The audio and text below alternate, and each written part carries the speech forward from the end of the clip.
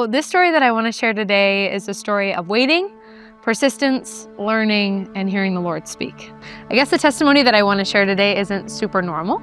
And in fact, it might make some people feel uncomfortable, but I would encourage any listener to lean in because the Lord has made the human body, both male and female, and I believe that He's made them well, and He's made them with beautiful intent. So this story could be really long. I could start all the way back in middle school, but I won't do that. I could tell you my story with the most intricate details, and it could last hours, but I'll save us the time. But the cool thing is that the Lord does this with intentionality in all of our stories, big and small. Every single detail, He sees them. So today, I'm going to skip a lot of those. But if you care to hear more of the details, please ask me about them because I have plenty to share. So the whole story starts in January of 2024. I was going on 6 months at that point with no menstrual cycle whatsoever, and that's not normal. That's not healthy. It's not how God intended for the female body to operate. And at that point, I was also coming off of hormone-altering medication to prevent pregnancy. So, those were coinciding, but my bodily systems were not going back to normal. And in fact, I didn't even know what normal was. Ever since I began to get a menstrual cycle around the age of 12, it had never been regular my whole life. And I had never, ever had back-to-back months with a period successfully, ever. So in January of 2024, after I had gone 6 months without a menstrual cycle, my mom had encouraged me to go and see a doctor, and that was wise. And that day I wasn't really prepared for what the doctor would share with me. The ultrasounds showed, in the doctor's words, that my body was the perfect home to grow babies in.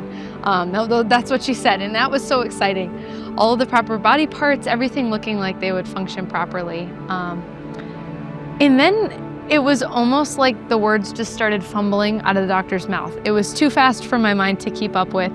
But the baseline of what she told me that day was that even though my anatomy looked good, my hormones didn't operate properly. They weren't compensating properly. And the doctor told me that they actually never would. She told me that I would never be able to have a menstrual cycle naturally, and I would never be able to conceive children on my own without medical intervention. Thinking back on that day still feels overwhelming. I feel like when I walked out of the office that day, I just had tears streaming down my face, and it was like it was in slow motion. I was so confused, and I'm still not sure if the doctor had all the medical evidence necessary to make those statements, but she did. And now those words just hung in the air, and I just wept. I was confused. I couldn't wrap my mind around never, how she had said it. So I had a choice to make, and I chose to never accept those words that were spoken up over me. I actually rebuked them out loud in my car with passion that day. I'm sure anybody walking by would have heard it because those words weren't true of my body or my life, and I just prayed that God would fill the gap in my mind, the one that was angry and confused. But, as the days went on, nothing changed. There was no menstrual cycle that, just came back or anything. I was in the waiting. And one summer morning in 2024 at church, Donna Lordnoise came up to me, and she was somebody that I had been asking to be praying, but it was vague.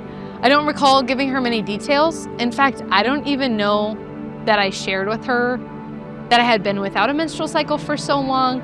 I think I just asked actually that she would be praying that the Lord would allow us to become pregnant, which now thinking back seems like a crazy prayer in the middle of a way bigger issue. But she came up to me so boldly before service one morning last summer, and she said, "Charisma, do you think that Sarah had her period when she conceived?" And to be honest, I had no idea what she was talking about. I really didn't know what Sarah we could be talking about, and more importantly, I didn't know why we would be talking about her period. And she probably saw the confusion on my face, I guess, and she very quickly said to me, Sarah in the Bible, do you think that she had her period still when she conceived Isaac?" And I can remember the rush of that moment because I was heading up to the platform. Service was about to start. This was not a conversation that was like in my mind. So all I said to her was, "No, I don't think so. I doubt that she would have, she was so old." And Donna said to me something along the lines of, "The Lord will restore your period, not early and not late, but just in the timing that He has in order for the two of you, for Lincoln, my husband, and I, to bear children." And then the conversation was over. That was it. Worship began. My mind was racing.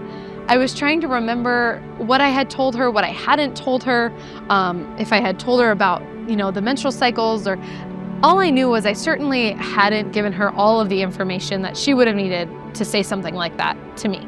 So I just thought, wow, that was from the Lord.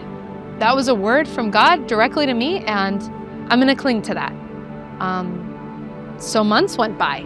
I don't even know how long, but it was a considerable amount of time. And Donna and I do not chat every week. In fact, I would say rarely are we talking on a Sunday. But in that time frame during those months, nothing had changed. And I can remember, without giving so many details, without being completely in depth, I felt a shift in my body one Sunday morning. I felt, symptoms of a menstrual cycle returning. There was cramping and aching, and I hadn't felt that in a long time. It, was going on about a year. So basically just symptoms that would suggest like a menstrual cycle was returning. And I was hopeful, but it was almost like false hope. I was trying not to be excited, but I was definitely experiencing a shift in my body. I didn't tell anybody. I didn't even tell Lincoln. It was Sunday morning, and so I went to church, and Donna found me that morning. Seriously, like I said, I don't think we had talked since that prior interaction months earlier. And she said to me, "Has your period returned?"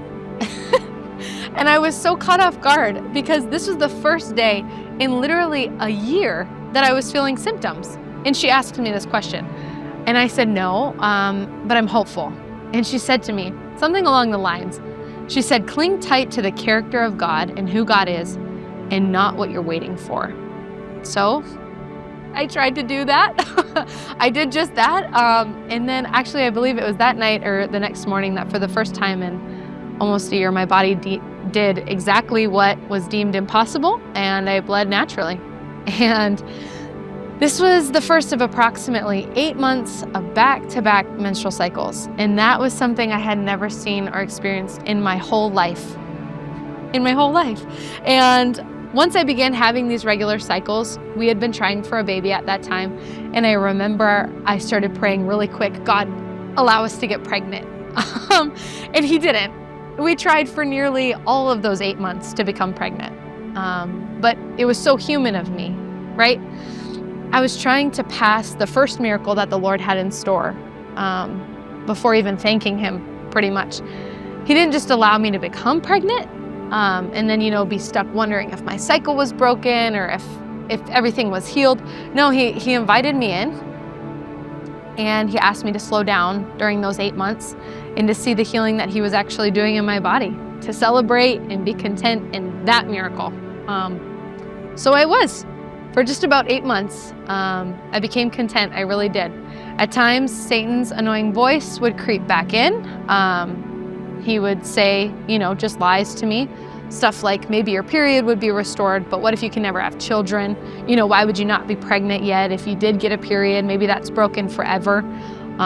Things like that. And in that time, I learned how to silence his voice as best as I could. And I just tried to stare right into the eyes of the Father, thanking Him for the healing that I was seeing in my body for the first time, and realizing that fearing and trusting couldn't coexist. So I was trying my best to be thankful and content and relaxed in what the Lord had, and truly whatever the Lord had child-wise. I remember just surrendering that to God. And then how sweet this testimony gets to be today. Because then in early 2025, my menstrual cycles were stopped again. And Lincoln and I had conceived our very first child.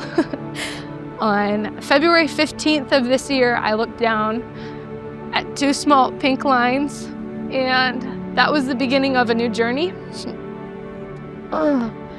And today when I'm taping this, I'm 28 weeks pregnant. I just started my 3rd trimester. Praise the Lord. I got to witness such healing in my body, and the Lord invited me in to slow down and appreciate what He was doing. He wasn't just making a way for a baby. He was showing me who he is more and allowed me to enter in deeper with him and learn how to trust him in a new way. He was showing me that I could trust him. And so really what I want to say is thank you to Donna for her obedience to Christ to ask me these questions, because I'm sure that they were uncomfortable to ask at times. Those are really bold questions, but sometimes those have such a huge hand in the story that's being crafted by the Lord. So it's with my utmost joy that I get to share that our sweet baby boy is going to be here in fall of this year. And that day, on February 15th of 2025, the day that I found out I was pregnant, that night I flipped open in my Bible reading plan, and do you want to know what chapter I read that day? It was the account of Sarah in the Old Testament conceiving Isaac. And that word from Donna was spoken to me almost a year prior. God cares about the most intricate details in our life, every single one of them. He sees us and he hears us, and I'm so grateful that he does.